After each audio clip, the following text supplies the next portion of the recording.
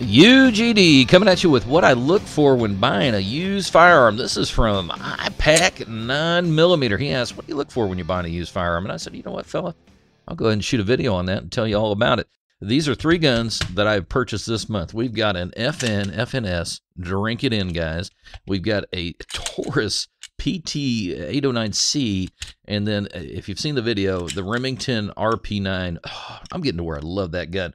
So I think you got kind of a range here of different quality and build, and it just really you kind of look for the same thing. First thing, caliber. Yeah, caliber. That's huge. Yesterday at a pawn shop, a Walther P99 stainless is up there. That is one of the top guns on my list of what I would like to own. It is just glorious. I mean, I had the money just falling out of my pocket. The problem was it's a 40 cal, and for the money they were asking, I couldn't get there. Guys, 9mm are worth more than 40 cals. 40 cal guys, I love you, but yeah, your guns are getting kind of weak on the market. Fit and finish. So this one we came from Midwestern Coin and Gun. John handed it to me. It's just beautiful. I mean, there was just no apologies. I would say the gun was new. Now, you know, he sold it to me as a used gun, but when you pick it up and you see just nothing on it, you get into something like this. It's been around for a while. I guarantee you this has been carried. I mean, it's got some of that surface rust there. It's from some man sweat, but the fit on it is pretty darn good. I'm not too concerned on the fit on it. You get into these FNs, man, there's an expectation that an FN should just be solid as a rock, and this one is. And I'm looking for drops. Has the gun been dropped at all?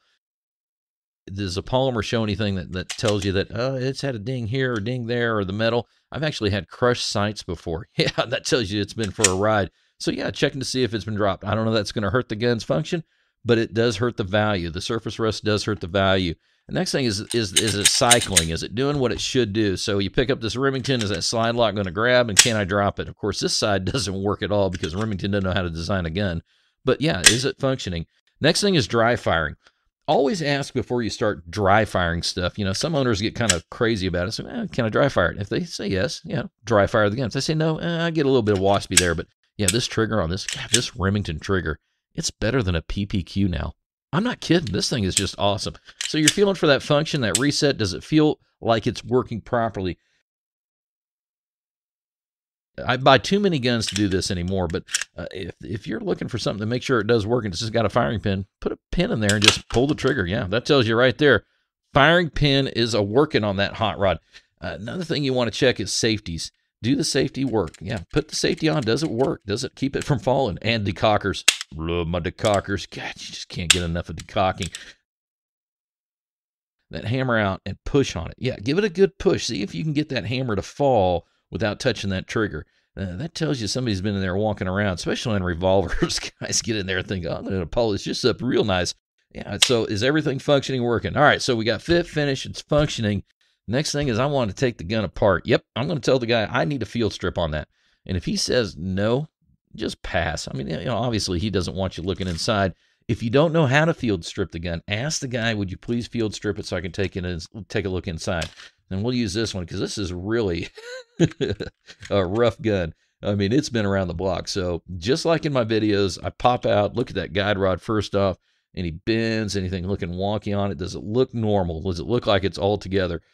Pull that barrel out of there, take a look at the slide. Looking for abnormal wear. Yeah, just something that tells me, boy, that thing just not really running correctly. So like on this, I just now noticed this. See how it's got a little more wear here as opposed to this side of the slide? That's something I'm going to keep my eye on this gun. And then the barrel. Yeah, I've only come across one barrel that was bad, and it had a bulge in it. And when you look down a barrel, you see the rifling. Does it go down the whole way uniform? You don't see anything kind of go, I don't know how to describe it. It just like spreads a little different in a certain spot. Does it look like it's consistent all the way through the gun? Yeah, so once you've checked that, you're going to get to the frame. Now, frames are a funny deal. You know, the polymer guns, the revolution of that. Glocks, every Glock owner seems to think they're a gunsmith, so I'm checking to see if they've done any work on the gun. I don't really want somebody mucking around with a factory gun that I don't know. Now, if they've got a receipt from some competent gunsmith that says, yeah, I've had a ghost trigger put in or whatever, I'll take a look at that gun. But if it's been done on at home, a gunsmith at home, I don't get too excited. But again, we're looking at rails, and you saw that little bit of uneven wear. You got a little bit of wear here that might be a concern. Yeah, let's see a couple little spots right there. So yeah, that's what you're doing when you're looking at the frames. The last thing you want to check, mags, guys. Check these mags. I mean, these mags are crucial to this gun operating. 90% of the problems I've had with firearms is mag related. This one's got a little bit of surface rust. I guess got some man sweat on it, but is it pushed down? Does it feel like it's pretty solid on the spring? Drops don't bother me. I don't care if a mag's been dropped as long as it feels like it's going to function, it's going to slide through. A lot of times you can take a pin and ride that mag all the way down to make sure there's no major hangups in there. So, yeah, there you go, guys. That's what I look for on a used gun. So this is UGD coming at you with what I look for when I buy a used gun. Thanks, iPac 9mm.